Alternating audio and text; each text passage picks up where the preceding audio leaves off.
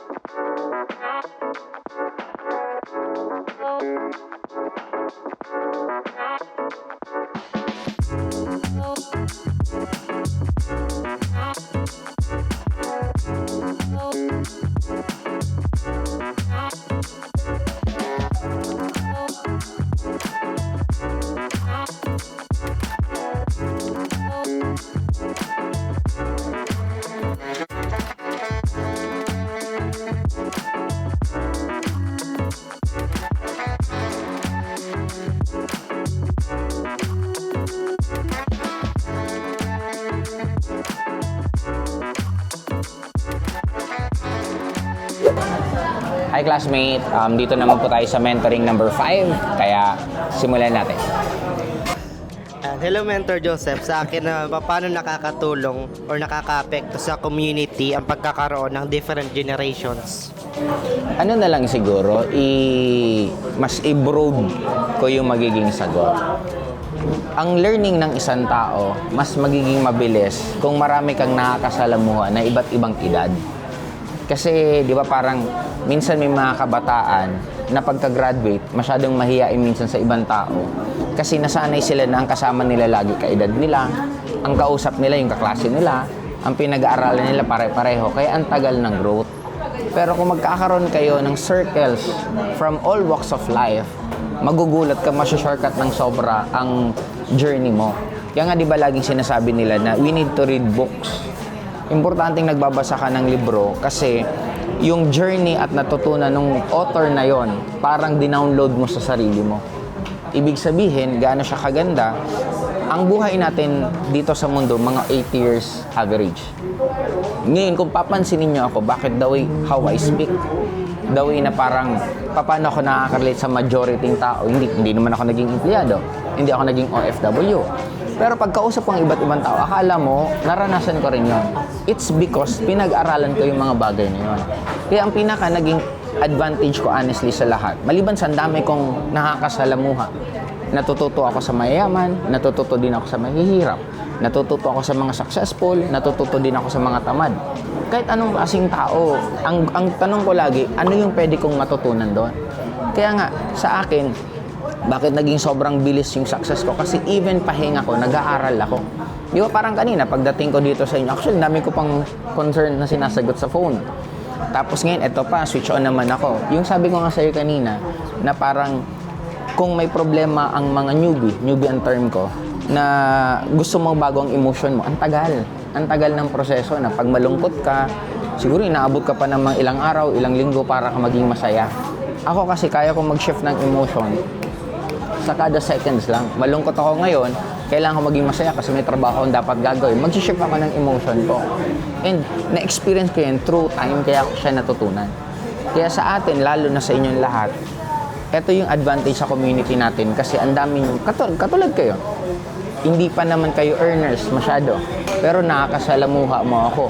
Ang laking effect yun sa part mo. Hindi lang yung sinasabi ko. Pati pa yung kasi parang kayo, nakatabi nyo, nakaharap nyo. Pag may nakaharap kayo ulit na kumikita ng malaki, yung kaba nyo bawas na. Bakit bawas na? Kasi si apply nga, na-meet nga namin dati. Kinaya ko naman eh. Ngayon, meron ako na-meet ulit. Medyo yung kaba mo na kumukonti. Tuwing may na-meet ka, hanggang pawala ng pawala.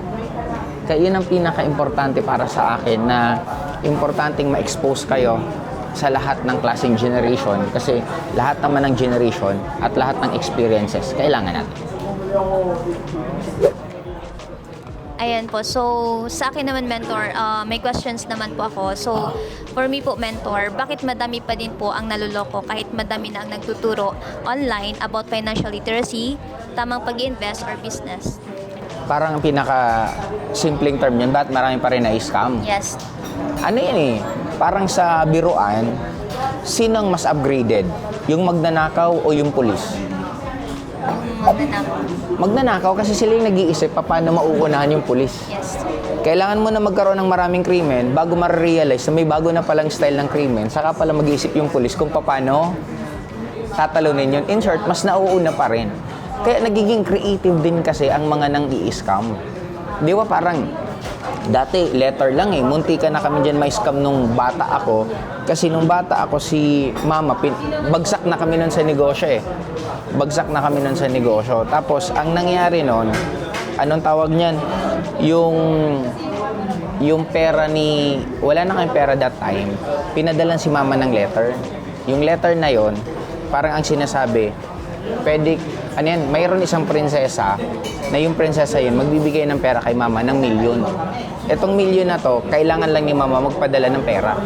Yun yung pinaka-earliest scam before na akala mo, yayaman ka na kasi may isang prinsesa galing Africa na uuwi ng Pilipinas, dala-dala yung mana niya, kaya lang hindi niya mapadala sa Pilipinas kasi kailangan ng mga paperworks. Na yung paperworks, kailangan ng milyon. Kaya ang nangyari nun, buti na lang, wala na kaming pera. Kaya hindi na naloko nun si mama. Kasi kung may pera pa sana kami, malamang nagpadala pa nun si mama. Yun yung uso noon. Hanggang ngayon, di ba nauso yung, parang sa ako, nabiktima ko niyan, yung text brigade. Yung nanalo ka sa raffle, tapos magte-text ka, yun pala hihingian ka ng pera hanggang nagbigay ka na, hanggang mahututan ka ng mahututan ng pera, hanggang, anong tawag niyan, hanggang maubusan ka ng pera. Kaya nag-upgrade. Kaya marami pa rin naloloko kasi maraming tao na gusto ng tao lagi ng, kahit naman sa anong tawag niyan? Sa pagiging OFW. Di ba meron pa rin naman kayo sa pagiging OFW na mga na-scam na... Na-scam siya, Canada. Ano nangyari sa'yo? Paano ka na-scam? Kwento ko lang din, yung nangyari sa akin sa Qatar. Oo. By the way, yung mga kasama ko, apply tayo ng Canada kasi itong itong sasalihan natin ito, marami nang napaalis, sabi sa akin ganun.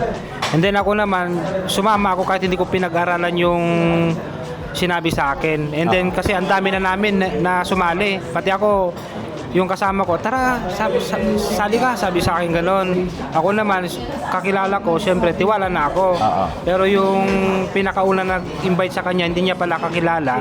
Ako naman, sa kagustuhan ko na makapunta ng Canada, kahit magkano ilabas na pera, ihiraman ko, utangan ko yan. Sabi ko, gagawa ko ng paraan kasi gusto ko rin maranasan yung makapunta ng Canada, sabi ko ganon. And then, ayun nga, hanggang sa tama yung sabi nyo na yung uubusin ka talaga, gawa sila ng paraan. Kasi parang sugal yan eh. Opo. Pag nakapagbigay ka na, siyempre gusto mong mabawi or gusto mong mangyari. Opo. Hihingian ka ng hihingian hanggang ma-realize mo na Yes po, tama. naloko na pala ako. Kaya lang, Opo. ang dami mo nang... Ganun nga yung nangyari sa amin na. Tapos ginamit niya yung nang-scam sa amin, yung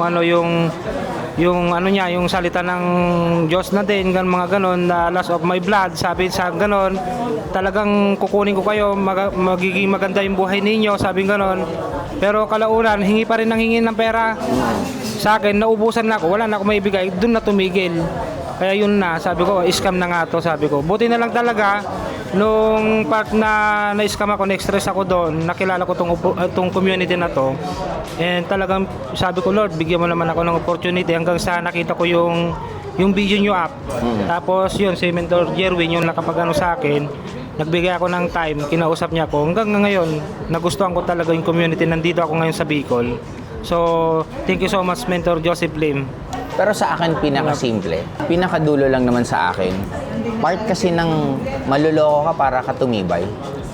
Walang taong naging successful na minsan hindi naloko.